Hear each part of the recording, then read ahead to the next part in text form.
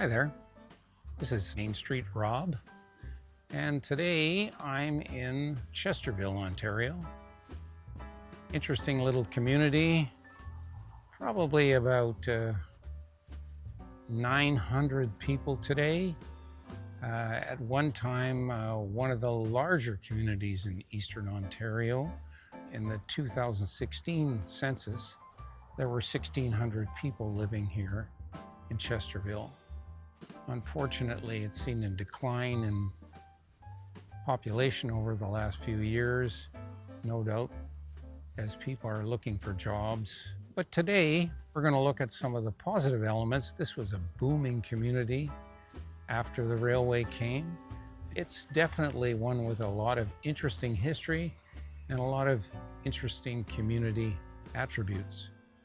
So, let me just start this village walk today at the Bank of Nova Scotia, right behind me here, and we're going to take a look at the mural that's on the back of that building.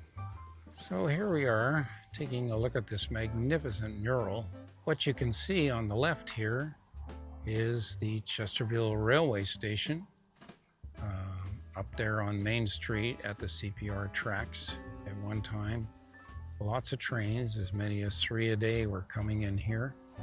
And the station was a busy place, not only for people, but for transshipments. The picture in the middle shows the bridge in 1950 that was built. You see the concrete bridge. It's the one that exists today. And behind it, you see the interesting iron bridge that was built in 1888. So it lasted from 1888 to 1950, and the current bridge has been going since then. It's a very attractive bridge, the setting overlooking the South Nation River here. We'll come to that in a few minutes. But what I also wanted to show you, if I can get a little closer to the mural, is the Temperance Hotel. Chesterville was strongly opposed in many respects to the sale of alcohol. And what you can see here is the Temperance Hotel, but we're not sure where it was, whether it was on Main Street, which is where we're going to go in a few minutes, or whether it was down on Mill Street. But it is a very interesting building if you think about it. It's a hotel, and of course the big thing about the Temperance is that no alcohol was served. But one thing that was important was that organizations such as the Masons, the Oddfellows, and the Foresters that were strongly moral in their outlook supported the Temperance League. Let's just cross the street, see whether we can come up to the river across the way. It's a beautiful location, actually.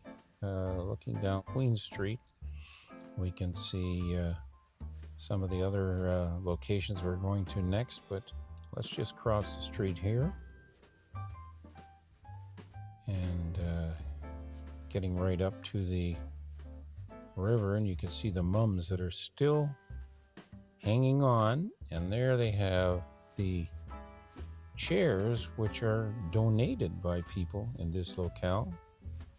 Lovely looking chairs. You see them all over the community. Beautiful.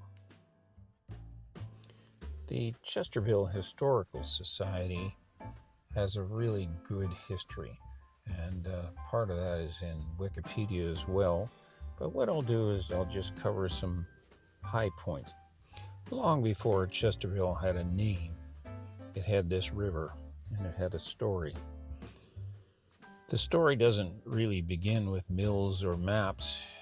It was granted to the United Empire Loyalists after the American Revolution, yet it was cared for far longer by the Anishinaabe and the Haudenosaunee people.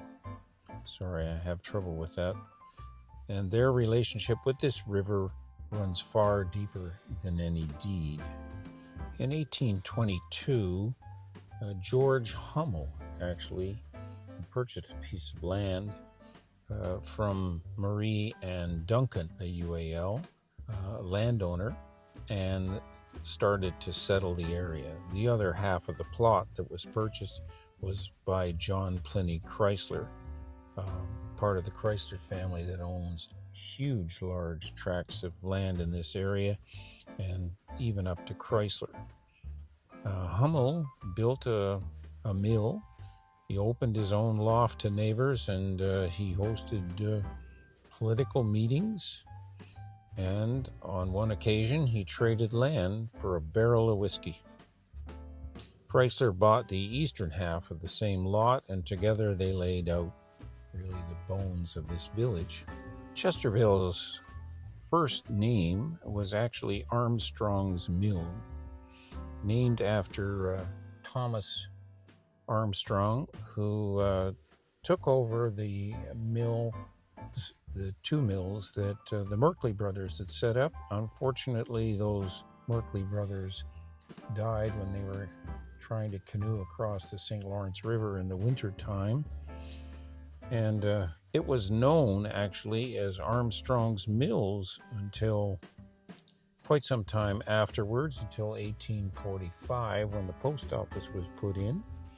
And at that time, the name was changed to Winchester. However, there were too many Winchesters, and by 1890, the name was changed to Chesterville. It was named after a fellow named Chester T. Castleman, who was the first telegraph operator along the rail line that existed at that point in time. So as we walk over toward the bridge, we'll be going over onto the other side of the bridge and taking a look at the town hall. Very interesting building over there. But maybe in the meantime, we'll go down King Street, which is over here. King Street, a very interesting street, lots of history, lots of commercial development here, and right where Louis is, that you can see there, was a tailor shop, and upstairs from the tailor shop was the Masonic Hall. And in 1909, the tailor shop, a fire started there, and unfortunately Chesterville did not have much of a fire force capability. They had a single pumper, and that was about it. And so as a result, there was a huge fire, and that fire went all the way down King Street. We're going to walk a little bit down King Street. As you can see here now, modern looking building. It was rebuilt several times. And right here in the parking lot that you see was the first location for the Chesterville Record. It's a weekly newspaper that has been published here since 1884. And on this corner here was another grocery store. This is Mike Dean's. That name is quite familiar as well throughout Eastern Ontario, a number of grocery stores. And there was an earlier grocery store in this location that was unfortunately burned to the ground. There were several buildings in here: a jewelry shop, a blacksmith shop, all kinds of commercial development, because in 1909, Chesterville was a going concern. Hey, it's pretty quiet. And as you can see, older buildings still on King Street. In fact, if you go up King Street all the way there, In the distance, you might see that Nestlé smokestack. Can't see it right now. Just gonna go down Ralph Street because this is as far as that fire got. Just the same, it was a horrendous fire. And afterwards, the local elected officials decided it was time to invest in fire equipment. And so after that, they established a fire hall down by the town hall. And from then on, they had a steam pump fire truck that, of course, did not end the fires here. We're going to go up Castleman Street. As I said, very important name in this community. I'm actually walking down the middle of the road. It's not a very busy time. Cute little house here. Getting ready for Halloween. But here we have a church on the left. This is a very famous church here. In fact, it is currently a United Church, but it is a historical site.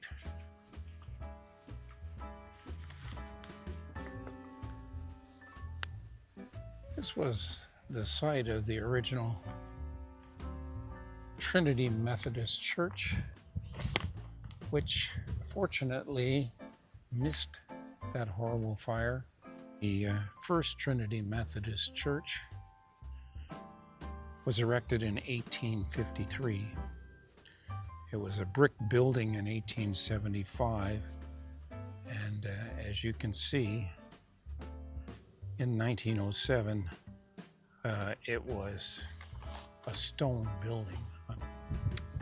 Anyway, over the years, the Methodists and the United Church have come together, including folks in Morewood, and now the church is called Christ Church United.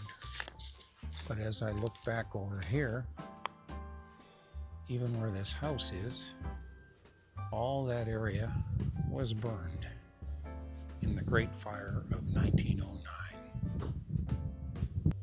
Let's just go across the street here. Dead end, I see, so that's good. We're going to go down by the river. And I think what you're going to see down here is the dam. And it certainly is what keeps the river as high as it is, which is quite majestic at this point in time. And every year they have a duck race here.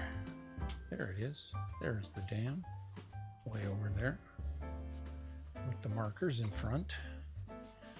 And every year they have a duck race that ends there. And of course you buy a ticket, and if your duck wins, it's one of these floating yellow ducks. If it wins, you get the big pot.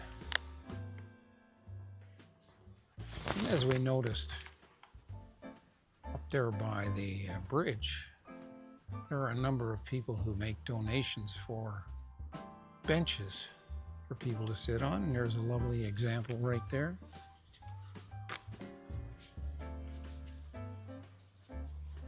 Just gonna cross over here.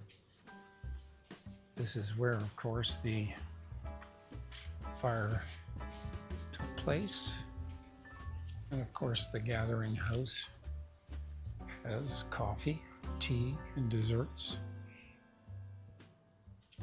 Closed right now, unfortunately, but certainly an interesting place to get together. And we're gonna take a hike across the bridge. So here we are, having crossed the river, and as you can see, the Chesterville Community Center is the SDG Library. Quite an attractive building, and has been here for some time. Interesting community area here. Apparently lots of artists. Some places need a little bit of a paint touch-up, perhaps. Here's the McCloskey Apartments. And here we have the Chesterville and District Heritage Center. This is the old town hall. Just an amazing building, and it is home to the Chesterville District Historical Society.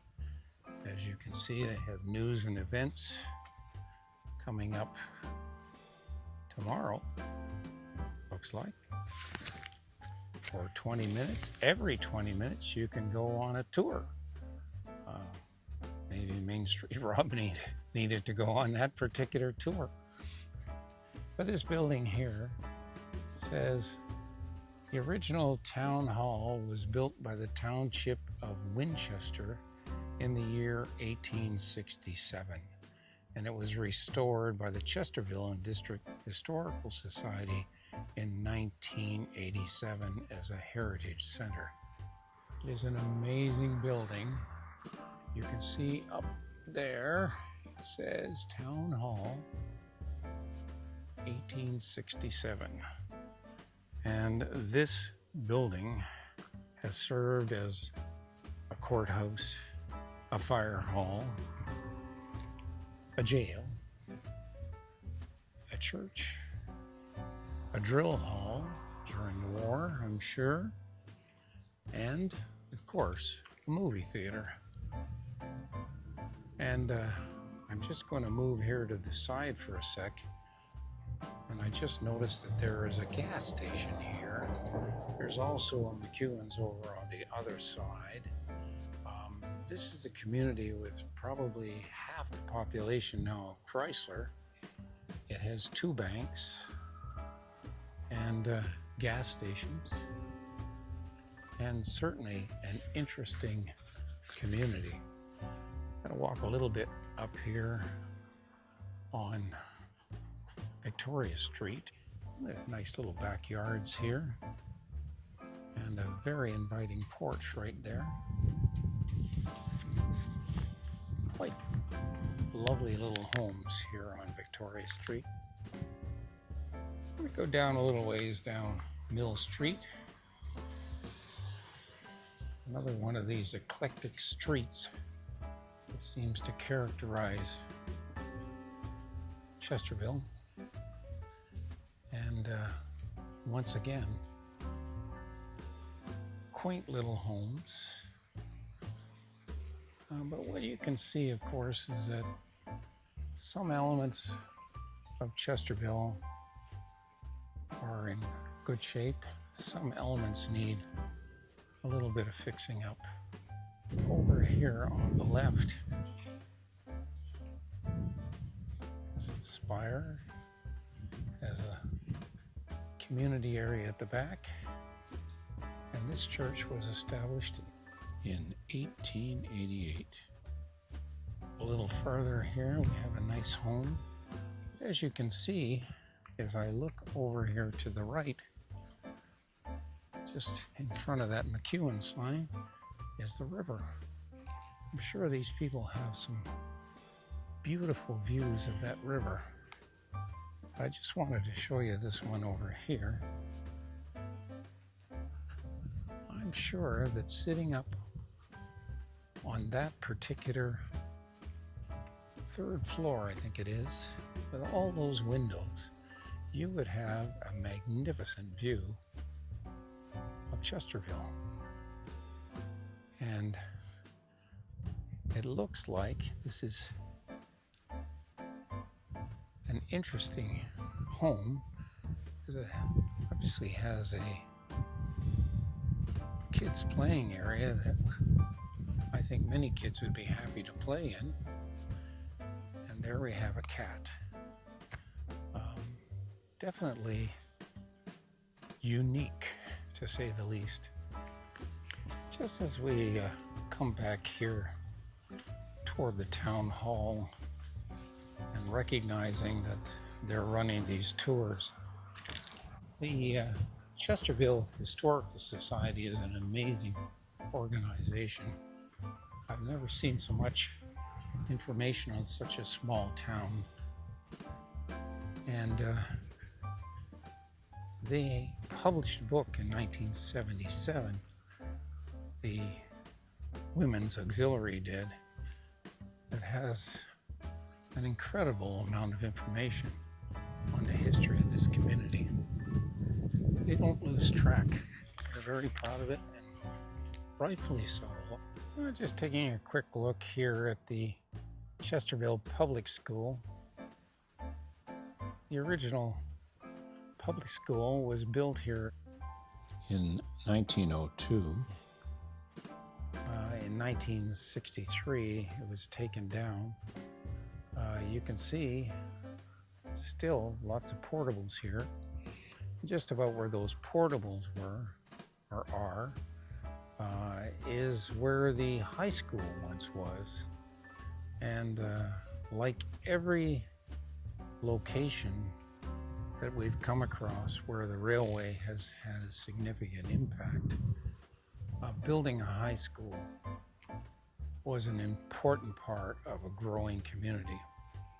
And in Avonmore, some of the kids would come in on the train. I don't doubt they would come in on the train here and walk up either to the elementary school, or in this particular case, the high school. And so this area has tremendous history value in terms of education. This is College Street here, where I'm just coming to now. Some attractive homes on College Street, well kept up.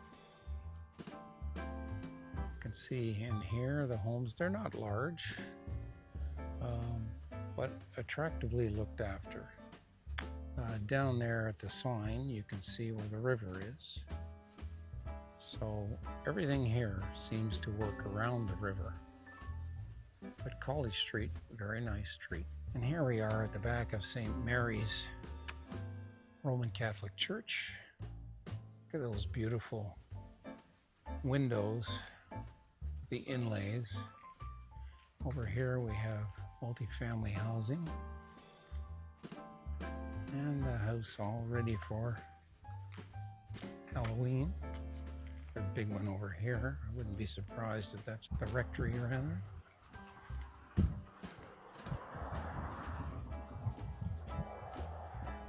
Here we are again.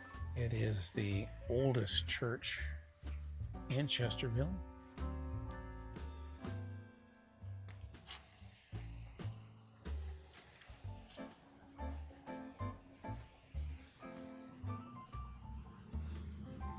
It says 1851.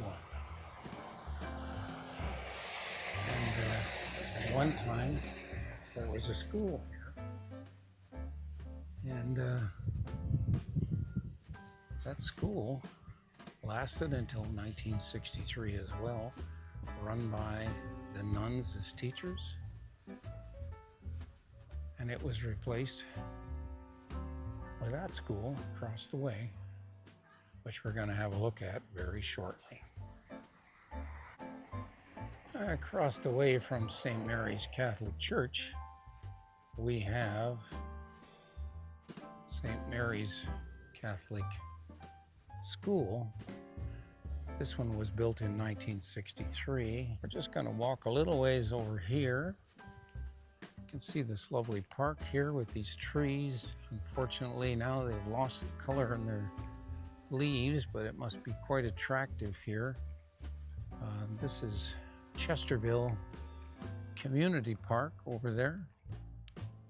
It's a lovely park, actually. Folks can come out here, have a picnic there at the sheltered area. Their kids can swim in the in-ground pool that exists. I'll come over this way, and here's the dam.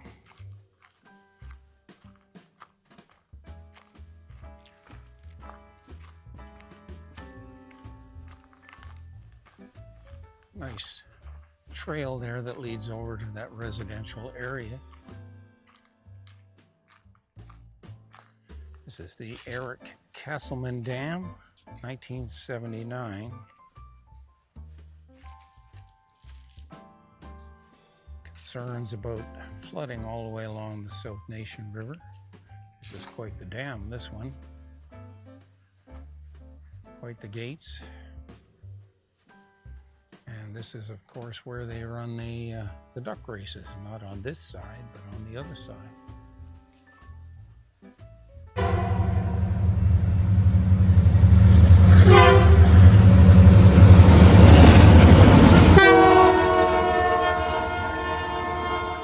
So here we are on McMillan Street, and this is where the station for Chesterville was actually located. In fact, it's just about where we are now. There's a little freight shed there, probably where that shed is right now. And over here, it's a gigantic loading building there, which is for Nestlé, which is no longer here. It was built actually in 1918. I suspect these buildings could very well be from 1918, perhaps with some upgrading. Nestlé was a huge organization here in Chesterville. At one time they employed 300 people. They opened the plant to produce condensed milk in 1918, and fortunately they closed the plant in 2006. And at that time, there were no takers. At one time, they thought it might be a cannabis plant. There have been a number of opportunities that have come up, but to date, there's nothing that's happened, unfortunately, at this plant. When 300 people lose their jobs, that's a good 800 or 900 people in the community without a breadwinner.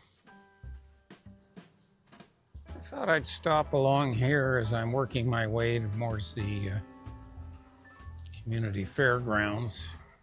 Rather picturesque location, but also across the street here, an interesting house, as it turns out, because at one time that was the Anglican church, and it closed down perhaps 10 to 15 years ago. It's now a private residence. Quite an interesting residence if you think about it. That particular site was a donation from John Pliny Chrysler, the same John Pliny Chrysler that donated land to the Anglican Church in Chrysler.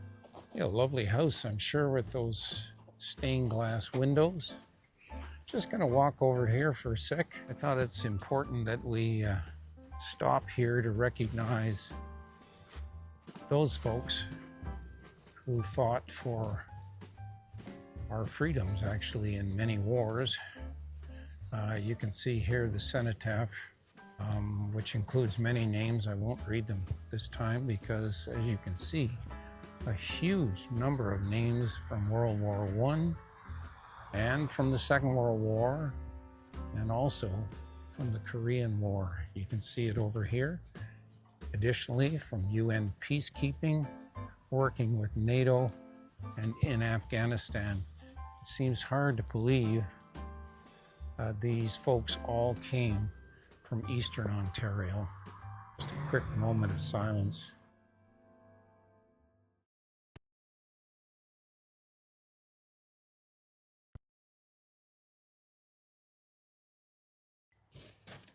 Well, today is an interesting day in Chesterville. This is the Chesterville Fairgrounds. You can see all the cars that are parked out there. And as I walk a little over here and can probably sneak in if I wanted to, you'll see the stands. There's a car rodeo of some description over there. And definitely a lot of people out to see what's going on today. I'm not going to go up that way, but that's where the Legion is. And across the street from The fairgrounds here is the Liquor Control Board of Ontario. Interesting history here with respect to temperance, and we've talked about that before. The LCBO store was established here in 1966. Much of eastern Ontario, at least around the Winchester area, was dry for a long time. No one was allowed to buy liquor. If you can imagine, that seems like a funny thing today, but in those days it was very, very important. So as we're standing here by the Chesterville Park, this is MainstreetRob saying thank you very much for coming with us today. Hope you enjoyed the trip through Chesterville. They're very proud of their history here, and rightfully so. A good place to come and visit, and in fact, might be a good idea to come out and take one of the Chesterville Historic Society tours. You might get a more interesting view than MainstreetRob. But today I've tried to give you a little bit of history and to get an insight into some of the landmarks that exist today. What you don't see, of course, is a lot of new stuff. But this community, very proud, keeps going.